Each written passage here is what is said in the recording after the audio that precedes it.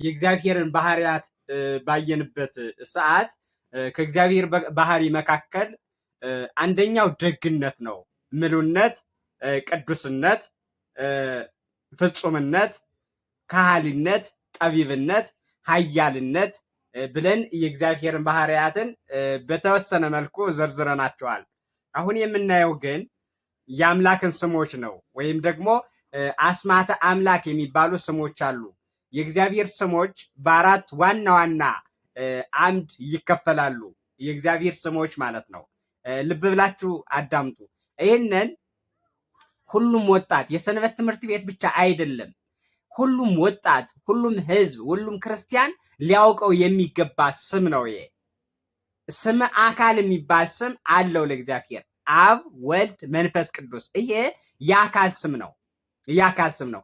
ለዚህ ነው የአካል ስም ስለሆነ አብ የሚለው ስም ተለውጦ ወልድ ሆኖ አያውቅም፣ ሊሆንም አይችልም።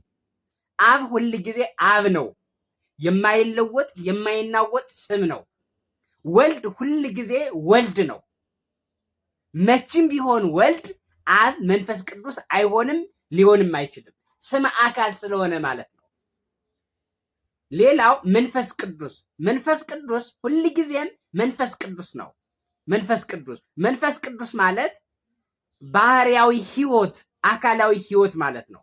አብ፣ ወልድ፣ መንፈስ ቅዱስ የሚለው ስም ስመ አካል ነው ማለት ነው። ሌላው የእግዚአብሔር ስመ ግብር የሚባል ስም አለው። ወላዲ፣ ተወላዲ፣ ሰራጺ። ወላዲ ተወላዲ ሰራጺ ሊሆን አይችልም፣ አይሆንም።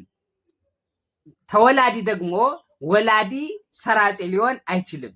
ሰራጺ ወላዲና ተወላዲ ሊሆን አይችልም። ሁል ጊዜ ሰራጺ ነው። ይሄ የግብር ስም ይባላል። ሌላው ስመ ባህሪ ነው። ያቺ አንዲት ባህሪ ሶስቱን አካላት አገናዝባ ትኖራለች። አካላት በባህሪ አንድ ናቸው። አንዲት ፈቃድ አለቻቸው። አንዲት ባህሪ ስላለቻቸው አንዲት ስልጣን አለቻቸው። አንዲት ባህሪ ስላለቻቸው አንዲት ክሂል፣ አንዲት መመስገን፣ አንዲት ስግደት፣ አንዲት ቅድስና፣ አንዲት ክህሎት፣ አንዲት ስልጣንና አንዲት ማኖር፣ አንዲት መጠበቅ አለቻቸው። አንዲት ፈቃድ አለቻቸው። በአጠቃላይ ለምን? አንድ ባህሪ ስላለቻቸው። ይሄ ስመ ባህሪ የሚባለው ስም እግዚአብሔር ስመ ባህሪ ነው። መለኮት የሚለው ስም ስመ ባህሪ፣ የባህሪ ስም ይባላል። እንግዲህ እነዚህን ስሞች ስመ ባህሪን ለስም አካል ሰጠን መቀጠል አንችልም፣ አይቻልም። ስመ አካልን ለስመ ግብር ሰጠን መቀጠል አንችልም። በግዕዝ አብ ማለት አባት ማለት ነው። በስም ግን አብ ማለት አባት አይደለም። አብ ማለት ጥንት መሰረት ማለት ነው። ጥንት መሰረት ማለት ነው። በግዕዝ ወልድ ማለት ልጅ ማለት ነው። በዚህኛው ግን ስም አካል ስለሆነ ወልድ ማለት ልጅ ማለት ስላልሆነ አይለወጥ። ልጅ ማለት ቢሆን ኖሮ ይለወጥ ነበረ። ወልድ ተለውጦ አብ ይሆን ነበረ። ግን ስም አካል ስለሆነ አይለወጥም። የማይለወጥ ስም ነው። የማይለወጥ ስም ነው እና ለስም አካል ለስም ግብር አይቀጸልም ማለት ነው። ሌላው በስመ ባህሪ ውስጥ ስመ ኩነት አለ። አንዲት ባህሪ ሶስት ኩነት አላት። ዮሐንስ በወንጌሉ ምዕራፍ 1 ቁጥር 1 ጀምረን ስናይ ቃል ስጋ ኮነ ይላል።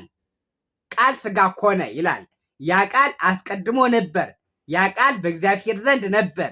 ያም ቃል እግዚአብሔር ነው ካለ በኋላ ሄዶ ወደ ታች ያ ቃል ስጋ ሆነ ይላል። ምን ማለት ነው? ቃል በተለየ ቃልነቱ ሰው ሆነ ማለት ነው። ሰው ሆነ ማለት ነው። አሁን ወልድ ስጋ ሆነ አይልም። ወልድ ሰው ሆነ አይልም። ቃል ስጋ ሆነ ነው። ወደ ኩነት ሂዶ ማለት ነው። ምክንያቱም ወልድ ሰው ሆነ ቢል ኖሮ የአብ የወልድ የመንፈስ ቅዱስ አንዲት ባህሪ ስላለቻቸው አብና መንፈስ ቅዱስም ሰው ሆኑ ያሰኝበታል። አብና መንፈስ ቅዱስ ሰው ሆኑ ከተባለ ሞቱ፣ ተሰቀሉ፣ ተነሱ እንደማለት ነው። ስለዚህ በስመ ባህሪ ውስጥ ሶስት ኩነት አለ። እኛ ነፍስ ሶስት ኩነት እንዳላት ለባዊት፣ ነባቢትና ህያዊት የሚል ሶስት ኩነት፣ አንዲቱ ነፍስ ሶስት ኩነት አላት። ግን አንዲት ነፍስ እንጂ ሶስት ነፍስ ተብላ አታውቅም፣ ልትባልም አትችልም፣ ሶስትነትም የላትም። በኩነቷ ግን ሶስት ናት። ልክ እንደዚች ነፍስ አንዲት ባህሪም ሶስት ኩነት አላት። ልብነትና ቃልነት፣ እስትንፋስነት። ልብ የተባለ አብ ነው። አብ በልብ ይመሰላል ሁል ጊዜ። ለምን? ጥንትና መነሻ ስለሆነ። ቃል የተባለው ወልድ ነው። ለምን? በቃል ሁሉን አድርጓል፣ ሁሉን ፈጥሯል። ዘቦቱ ሁሉ ኮነ ወዘእንበሌሁሰ አልቦ ዘኮነ። ሁሉ በወልድ ተፈጠረ፣ በቃል ተፈጠረ። ያለ ቃል በሰማይም ሆነ በምድር ምንም የተፈጠረ ነገር የለም። ሁሉ በእርሱ ሆነ፣ ያለ እርሱ ምንም የሆነ የለም ተብሎ እንደተጻፈ ማለት ነው። የዮሐንስ ወንጌል ምዕራፍ 1 ንይልኝ። እስትንፋስ የተባለ መንፈስ ቅዱስ ነው። ለምን ከተባለ አካላዊ ህይወት ነው። በወልድ ላይ በተለየ አካሉ ሰው ሆኖ በተጠመቀበት ሰዓት በአምሳለ ርግብ ሲወርድ አይተነዋል። በአምሳለ እሳት በሐዋርያት ላይ ሲወርድ አይተነዋል።